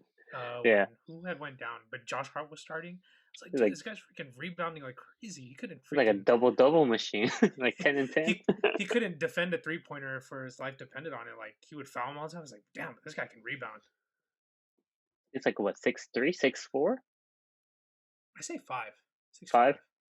Yeah, Still the guard. Let's look at it. yeah. Damn, this one's like really tough. Like I don't know because it's 50-50, but I'm leaning towards Hart because of the offensive liabilities of Lonzo, and like Yeah. that's the only thing that like sets it apart. Like I don't know, but I like And everything else that Josh Hart can do. yeah, he brings a Yeah, lot it's of like heart. when Damn it. Lonzo's on, like he goes crazy. But the thing is, like it's so like it comes and goes. Yeah, Like right now, he's having another one of those crazy stretches where he's like yeah. attacking the rim, and He's he's hitting shooting, middies. yeah, and his 3-point percentage is like at a decent clip. But Mhm. like whether that's going to keep up or not, I don't know. Remember when he tweeted the end of the last season, like, "You guys I better promise post you. those stats." Yeah, yeah. I'm like, And, "Oh, dude, they are you were talking about your brother?" pooping on him. They were crapping on him when he struggled. I felt bad, but I'm glad he's like turning it around right now. Maybe he's talking about his brother too. Yeah, and Watch it's out for the funny. ball name. It's funny because like he obviously plays better when Eric Bledsoe's not on the court. Like just get Eric Bledsoe off the court. Like stop playing him with Lonzo. It's like who do you want more to succeed, Bledsoe or Lonzo? I Are you think they're guys? trying to avoid Eric Bledsoe tweeting, "I don't want to be here." Yeah, true. Part 2 or part 3. Are you guys ready to move on to the next pairing? Yeah, let's do it. Yep. Okay. The next pairing would be the OG Lightskins. The OG Lightskin backcourt of D'Angelo Russell and Jordan Clarkson. Clarkson. I'm going Clarkson. Like, no matter the stats D'Lo posts, it's still, like, always losing basketball, sadly. Yeah. I mean, the thing is too, like D'Lo needs some like volume and shots to get those numbers. Yeah. Like he's gonna have like nice, decent stat lines, but he's gonna need a lot of like touches. Yeah. Yeah, and Clarkson only just dropped, what was it, 40 points in 29 minutes? Mm-hmm. So, Oh, yeah. yeah. When D'Lo was a free agent, I remember when like Lakers were trying to form like a big three, like in the Kawhi sweepstakes. I had a few of my friends that were like, "Well, no, we want D'Lo, we want D'Lo." Like I would rather just sign D'Lo now than wait for Kawhi. Did Mhm. you guys kind of like have that feeling of wanting D'Lo? I personally never did. I was like, I don't want him. Like I'm I going all in for Kawhi yeah, I never or wanted Brogdon. him, I wanted but Brogdon. Yeah, I He wasn't wouldn't the first choice, or at yeah, least like first, second choice. I wouldn't have been super opposed to it, but Hmm. um yeah, like obviously like I'm happy with the way it played out regardless, but Yeah. It's like, okay, if he's available and we don't have any more options, then we'll get him. True. Because yeah, like you remember, like the reports were saying, like, oh, and they're having a meeting with D'Angelo Russell, and we were just like, I can't believe this is going full circle. And I was just like, what the hell? like out of all people. But yeah, I'm going Clarkson with this one. This one's kind of easy, even though they're like on the same tier of talent. It's like clear that Clarkson would be a better fit with this. Okay, this one is going to be tough because this consists of the best player. This is going to be Brandon Ingram. Guess who the comparison? Who's the other person that you would take with Brandon Ingram? Who's left? No, anybody off the top of their head? Can you is think it of it? Svi? No, it's going to be a duo. Kuz? Two guys. Okay, that's one of them. Lonzo Kuz? Kuz and Caruso? Kuz and Caruso. Kuz and Who are you Caruso. going with? Yeah, yeah. Yeah. I'm going Kuz and Caruso. I mean, it's like, only because I'm trying we not to have see bias. we see how they fit right now next to LeBron, and Yeah, kind of like how I said earlier, because Ingram is the number one option with New Orleans, so he's gonna get his shots up, he's gonna get his touches. He's not Yeah. gonna get those touches playing next to LeBron James and Anthony Davis. yeah, You know, whereas what Kuz and Caruso bring is the intangibles. It's filling lanes, attacking space, um, Wow, being the quick with financial closeouts. situation too is like super Yeah. Yeah. helpful. Kuz with his Kuz deciding to turn into fucking Dennis Rodman this season. Yeah. The one And important with part that, too with is all these guys, do you Ingram is not like a spot up shooter. Is it like Kuz or True. Caruso? Like that's an Yeah. important thing where like when you play with LeBron, that's what you had to do sometimes. Yeah. With a final verdict with this, is it plain and simple that we're all for all the guys that I just named, all the young Lakers, we're going with Caruso and Kuz? Yep. No bias. Hella bias. Hell. That's I love Except Brandon Clarkson. Ingram. Like I have BI's Laker jersey still. Like Dude. he was my favorite of the young core for sure. But yeah, like he's not the same. Like if he were to stay, or if he would have stayed and for whatever reason we didn't have to include him in the AD trade, and he was still here playing next to him and LeBron, like he's not the same player. Yeah, that he is right now. Yeah. I like knowing that there's two guys that have like that effort and that can provide everything that all these guys that we just named and more just with those two guys. Is like I like that because it's like you have Kuz who can play like the power forward and wing position, and you have Caruso that can play both guard positions, and not just that, they are perfect in this positionless basketball. You can never not like take them out and say you got to sit because you have that one weakness. Not like everybody else that we named. Like it's like they have a weakness that like you potentially have to take them out during crucial times, and he fits. And those two guys, Caruso and Kuz, fit well with LeBron and AD. Yep, it's all about the fit, man. Like I want to say like even if it was like the Lakers trying to build a big three situation, and we had BI as the third guy. Typically, the third guy is always the one that has to sit back, take a step back. I mean, this Nets team, I think, is the first time where we're not really seeing that. Yeah. Sort of. I feel like it's crazy to say it because you look at his numbers and it doesn't look like it. But I mean, I feel like Harden has kind of taken it upon himself to quote unquote not even take a back seat, but take a step back. Even KD too. Yeah. Kind of step back. But I don't know. They're still posting like we were talking like about earlier. Numbers.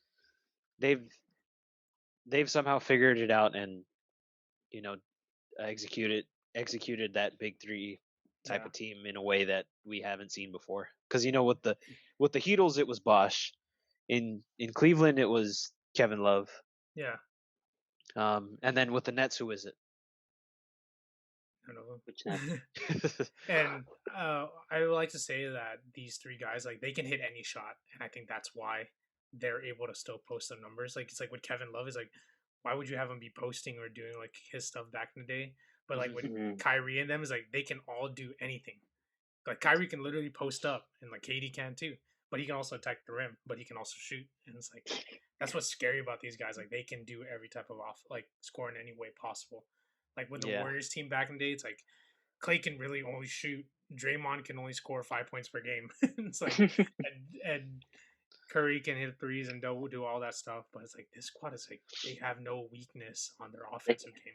And that's they can all play make too, like for their teammates. Like it doesn't matter who has the ball. Like they can make their teammates better in certain ways. Yeah, but back to the question. That is why I think Brandon Ingram would fit on the squad. We started talking about the Nets again. Becoming Nets fans. That's how we are with like basketball. It's like anything we just talk about, it's like, oh, we gotta start debating about it right now. Yeah. Because by tomorrow it will be something else. Yeah, and I didn't want to spend 40 minutes talking about how Kyrie said that LeBron, that was your best free throw shooter. So I didn't want to be that guy. So I'm glad that we talked more about that regular basketball than the deeper stuff that First Take and them run on. Yeah, it's like trash talk is a part of competition, man. Like, don't read too much into it. Yeah. You think it's just this year where everybody could kind of hear what everyone's saying just because there's no fans and there's more mics too? So everyone's really trying to read into it. Yeah. Like you don't even need mic'd up anymore. You just need regular mics out there. And there's I don't know if I know Edgar probably watches the guy, but John Boy, like he just knows how to edit it to like get a mic like super loud and you can hear every conversation and lip read, and it's just like wow. Yeah, like he had the whole conversation of when that courtside Karen was yelling Yeah. at LeBron, and he posts like a analysis video, and you can like clearly hear her, and I was like, whoa, this is weird how you can just like catch anything nowadays without And the it's not crowd. even those like fake voiceovers, right? It's just like No, legit it's what like they actually legit, like said. yeah, yeah, Damn. yeah. My favorite Also, one, sort of unrelated, but was it the the Saints Bears game that was on Nickelodeon? yeah, wait, And then I don't remember who it was, but what was it? The referees were um, what was it, like, announcing the call over the PA or whatever, and then you yeah, just hear the dude, "What the fuck?" yeah. And didn't like Nate And then Burleson or like one of the like game yeah, people were like trying to explain it, and it's just they like, were oh, like, that's sick. Yeah. Man, they need to have that with NBA. That would be so funny. They have like a Nickelodeon like collab with them. That'd be fun. You they just have hear like them just they have yelling. like the hoop burst into slime whenever Yeah, somebody yeah. dunks. That would be amazing. The matchup is the Trailblazers, so you hear Carmelo Anthony say, "Get the fuck out of here!" Every rebound. I got it. Get the fuck out they of should here. have that for like the NBA League Pass. It's like League Pass. I heard really bad things about League Pass. Do you have League Pass, I do Edgar? not. No. I've only I heard used bad things to about it. I used to just use the Reddit streams, RIP Oh yeah, NBA streams.xyz. Ripperoni. Yeah, I mean that used to be the go-to, and then that got taken down, and now Yeah. that's half the reason why I don't really watch um too many games anymore. I mean, I know there's still streams out there, but that they're a little more sus than Yeah, very sus. yeah, yeah. can't trust those pop-ups, man. Yeah. I just watch other teams just to watch over my fantasy players. That's it. Are both of you guys playing fantasy right now for NBA? Or did you play fantasy for NFL, I Kev? did, and I had a really bad time. Like probably Yeah, the because I played for with like all the 10 years. COVID, right? Yeah, I played for like 10 years, and it's like this was the Damn, worst I've had for like fantasy football. And this was the after that, I was best like, for yeah, me. like, oh yeah, well, J1, but I think yeah, he did win in one league, but like yeah, I didn't want to deal with that in basketball. I was like, it made me hate football for a second. I was like, I fucking hate the NFL right now. And I was like, I don't want to do that with NBA. I really don't. So I'm Yeah, not doing it.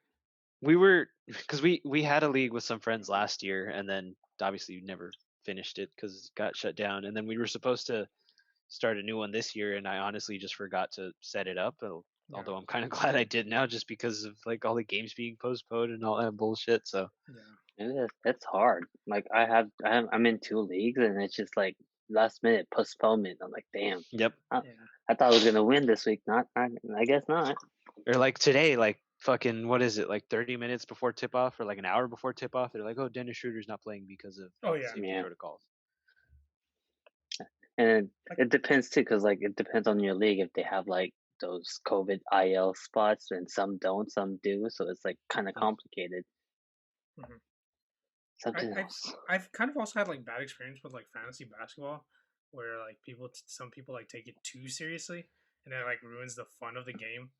Because Yeah. it's like I don't know why. Like I've had bad experience. I'm not gonna say who or like drop names, but like I was like, bro, it's not that serious. Like there's But like like it's I heard just about this fantasy. league before. Yeah, yeah. I've heard plenty. I don't know if that ever happens to you, like on the fantasy side, Edgar, with any of the uh, sports you play. But like there's always one guy that takes it too seriously. But the problem with fantasy basketball, there's three guys that take it too seriously instead of one guy. yeah, like I mean, my thing is like I'll play fantasy and then I stop paying attention Oh yeah, to it because like the fantasy leagues that we run, they're kind of just for fun. There's no buy-in really or anything. So yeah.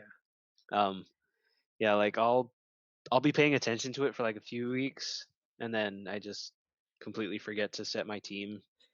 Especially like with like last year was my first time doing fantasy NBA, and like before that, the only fantasy I really played was like a fantasy Premier League for like the Mhm. soccer league in England, and that one's different because there's no draft or anything, so people can essentially have the same People. players.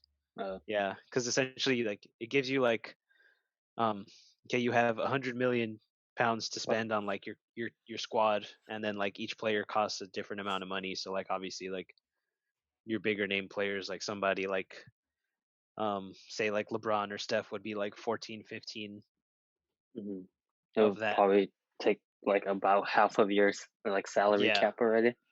Yeah. So but yeah, like we did that, and then we would do that, and then you set your team each weekend, and like after a few weekends I would just fall off completely. And then with NBA, I was really trying to like stay on top of it, but then I would forget there would be like, oh, so and so's playing tomorrow, so I have to insert them back into the lineup, and it's just a pain in the ass. And with fantasy in general, it's like it's just all luck. Like there's probably I'm gonna talk about a guy. I'm not gonna name drop him too. He's probably a listener of this pod. But he would he would in fantasy football he would get drunk like on a Saturday night, and he would forget to set up his lineup the next day on Sunday, and we'd always text him like, "Yo, whatever, yo, blank, set your lineup," and he would like wake up like at 12 when like the first games were almost over. He's like, "Oh crap, I forgot," and he won like 3 championships in Oh my one God. league. Now in like the past 5 years, and we're just like, this is how I know like fantasies look. Like, You when shouldn't our have boy, reminded him, Kevin. yeah, I know. Yeah. I think There's reminding him when he just and he made like one change probably like affected a whole season. Like him just starting one guy, like it being able to change just one guy, like just had a whole domino effect. I should have just never reminded him. Yeah, I had to be a sometimes good league. when you don't have options, that's the best because you're just stuck with whoever you have, and that's all that's all Yeah, your options. and then it just just so happens that it'll be that one weekend where you're out of options, and then that one random ass player goes off and like bails you out. Or if true. you're on the flip side of that, where you you lose Or somebody because that random ass player yeah, balled out. or another prime example is that you have your best week, except that your opponent has a better best week than Better you. best week. You're just yeah, it's He like has the bestest yo, week. yeah, he has the bestest of all weeks, and you're just like, and it happens like 4 weeks in a row, and you're just like, how am I 0-4 and have like godly numbers? Yeah, fantasy man, I'm not doing it anymore. Yeah, I developed depression off of it. I keep saying I'm gonna do it like every new season. Like I'm gonna pay attention to that. I fall off. I need to just do This year was the one. quickest for like Premier League, or like Yeah, the last season. I think I stopped paying attention after 2 weeks. yeah. And I was done. I don't know how people do it. I guess there has to be like more money involved to be like way more involved with fantasy. Yeah. That's like the only way, but it just becomes so mentally taxing. You're just like, ugh, I give up. I'll take the loss. Take the donation. Take the donation. Exactly. Free win. I'll let somebody get a free win off of this.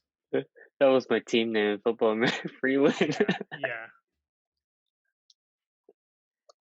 I mean, how long have we been talking for? I feel like we've been like a few. It's been 2 hours. It's been almost 2 hours now. Okay. Even though we said we were gonna go short.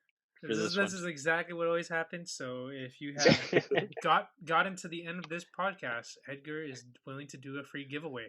Edgar, what is a free giveaway that you would like to whoever gets this far? Whoever has listened up until this point will get a free PS5 box. Just the box. Just a box, nice. Hey, that's you can at least pretend that you got a PlayStation. Yeah. I'm probably going to edit this video and only trim off like 5 minutes of our 2-hour conversation. Because we provided valuable, like good debate talks on this. We just went way over. But that's fine. It's gonna take forever to upload this on YouTube. On YouTube, that's for sure. A whole week. It'll be on the next episode. Yeah. Split it into 2 Edgar, parts. is there anything else you want to promote? I think I might be lagging. Sorry. You good? You good? Yeah. Uh-oh. I'm good now. Go ahead. Cool. Yeah, I mean, for all 1 or 2 of you who might have a slight interest in picking up MLS soccer, I'm gonna highly suggest to pay attention to LAFC, just because it's a club that has done a lot for me personally, not just for being a fan, but it's the whole reason that I am where I am in my photography career. So, watch a game or 2 if you can. Piggybacking off of that, I also help out some friends of mine with a podcast pertaining to LAFC, although it's not necessarily like this podcast where we get into, or at least attempt to get into the X's and O's and like the real sport like analytics side of things. But the cool thing about LAFC and soccer in general is that there's such a broader culture around the club, whether it's down to the supporters or just getting to know those supporters and what they do. We have some friends that we help out with their podcast called FCFC. It's short for what is it short for again? Football culture. Football club. Football culture football club. The Football Culture Football Club podcast, I think, is what it is. We've never said the name in full in like forever, so I forget what it is. But yeah, like we deep dive into the culture behind LAFC, whether that's like fashion or supporter culture, people that are like really really diehard fans of the club, the creative side of things. So people like myself that contribute photography, or it could be video, people that create art around the club, and then just like soccer culture in general in the city of Los Angeles. So like if that's something that sounds like it might interest you, check us out. We're at FCFC Pod on Instagram. I believe it's also at FCFC Pod on Twitter. itneverrains.la is the site. Find us on YouTube, It Never Rains LA. We just recently posted a mukbang episode where the homies Josh, Slim, and Dweez were munching on some Korean fried chicken while we're watching Game 6 of the NBA Finals. And at some point, my camera cuts off because I have no idea how to work a video camera. But yeah, find us on there. Hopefully we can pique your interest, or maybe even help make you a fan of the game. That's good. We'll for sure check that out. I'll check that out myself because you said Korean fried chicken. You got me at Korean fried chicken, so I'm gonna for sure check that out. I'm like, you got my interest off of just that. Yeah. Hopefully with things starting to calm down with COVID, we're gonna get some more video content. I do have some stuff that I need to work on that we filmed literally like in October that still needs to go up, but yeah, definitely have a lot of cool things in the works. Yeah, gotcha. Keep your eyes peeled. Keep your eyes and your ears peeled. Yes, got that. No, open them. Okay, thank you, Edgar, for appearing on this podcast. Jay, is there anything you want to say, or Edgar, one last thing? Appreciate you guys having me. It was cool to put on like my armchair analyst hat for a bit, even though I'm pretty sure a lot of the shit that I said might be totally wrong. But hey, that's as long as you have provided valuable insight, which you did. Yeah, I hope I did. I hope someone got some kind of value off of what I had to say. Especially when talking about soccer at the beginning, I got a lot. Right. So, I didn't even know this stuff happened. you sounded confident in everything that you said, so that's all that matters sometimes. Right? If this last presidency was anything to go by. Just sound confident. That's all you need. All right. Thank you guys for tuning into this podcast. My name is Kevin. I'm Jay. And this is Edgar, our guest, our good friend, one of the best photographers in the world. And I'm going to say that deep down. The best. Goated instantly. The best out there. Hit him up. Yeah, hit him up for sure. This is Booth Warmers Podcast. You guys have a good night, okay? Bye. Peace. Peace.